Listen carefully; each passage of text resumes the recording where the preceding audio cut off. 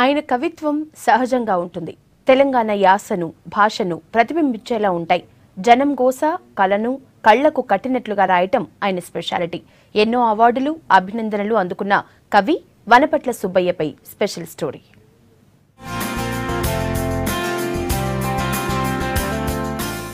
వనపట్ల సుబ్బయ్య సొంతూరు నాగర్ కర్నూలు జిల్లా Vanapatla. MA political science చదివారు. క్షౌర వృత్తి ఆయన జీవనాధారం. మరోవైపు తెలుగు సాహిత్యం అంటే ఆయనకు ప్రాణం. కొన్నేళ్ల పాటు పత్రికలకు చిన్న వ్యాసాలు రాస్తూ వచ్చిన సుబ్బయ్య తర్వాత కవిత్వంపై ఆసక్తి పెంచుకున్నారు. ఊరి పేరే కలం పేరుగా తెలంగాణ యాసలో కవితలు రాయడం మొదలుపెట్టారు వనపట్ల సుబ్బయ్య. 2001 నుండి తెలంగాణ ఉద్యమంలో చురుగ్గా పాల్గొన్నారు. 42 రోజుల పాటు సాగిన సకల జనుల సమ్మెపై ఒల్లెడ పేరుతో తొలి కవితా సంకలనం ప్రచురించారు. అప్పట్లో తెలంగాణ భవన్లో టీఆర్ఎస్ అధినేత కేసీఆర్, ప్రొఫెసర్ జయశంకర్ ఈ పుస్తకాన్ని ఆవిష్కరించారు. తర్వాత డిసెంబర్ 9 ప్రకటన నుంచి పార్లమెంట్లో తెలంగాణ బిల్లు పెట్టే వరకు అన్ని ఘట్టాలను కళ్లకు కడుతూ తెలంగాణ మసాల్ పేరుతో ఉద్యమ కావ్యాన్ని రాశారు సుబ్బయ్య. తెలంగాణ వచ్చాక మిషన్ కాకతీయ మీద ఊర చెరువు, ప్రొఫెసర్ జయశంకర్ పై జనశంకరుడు పేరుతో పుస్తకాలు రచించారు. తెలంగాణ బహుజన ఉద్యమంపై కుర్చీ, జల సమస్యపై తడి పేరుతో కవిత్వం రాశారు.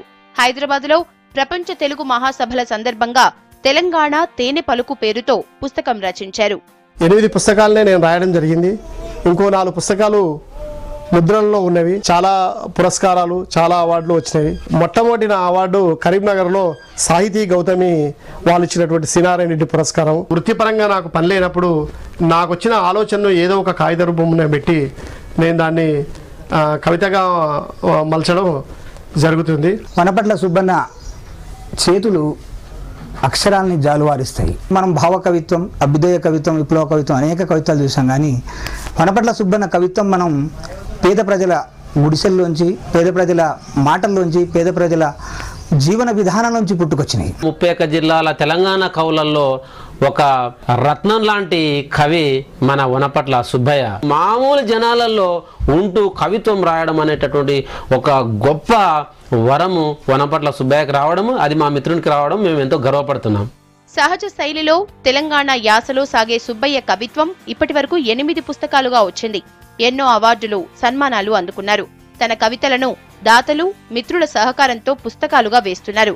సుబ్బయ్య రాసిన తొలి రచన ఒల్లెడకు కరీంనగర్ సాహితీ గౌతమి సంస్థ సి నారాయణరెడ్డి పురస్కారం అందించింది. 2014లో పొట్టి శ్రీరాములు తెలుగు యూనివర్సిటీ కీర్తి పురస్కారం ఇచ్చింది.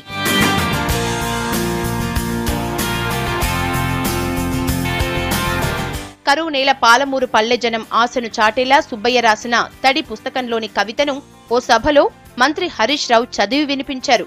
నీళ్లను కలగన్నాను అంటూ మొదలయ్యే ఈ కవిత్వం నేను కన్న కలలు కల్లలుగాలే కాలువలై ఎదురొస్తున్నాయి అంటూ సాగుతుంది. నేను కలగన్నాను, దోసెడు నీళ్లను కలగన్నాను, మొక్కకు చారెడు నీళ్లు, పిట్టకు కస్కెడు నీళ్లు నేను కలగన్నాను, దోసెడు నీళ్లను కలగన్నాను. నేను కన్న కలలు కల్లలుగాలే కాలువలై ఎదురొస్తున్నాయి, రిజర్వాయర్లై మా చెరువులు, మా జంగమాయిపల్లి, బలిజపల్లి ఈర్ల చెరువులకు నీళ్లై వస్తున్నాయి. పేదల బతుకును కళ్లకు కట్టే వనపట్ల కవిత్వం ఒక తత్వంలా ఉంటుందంటారు వర్తమాన కవులు.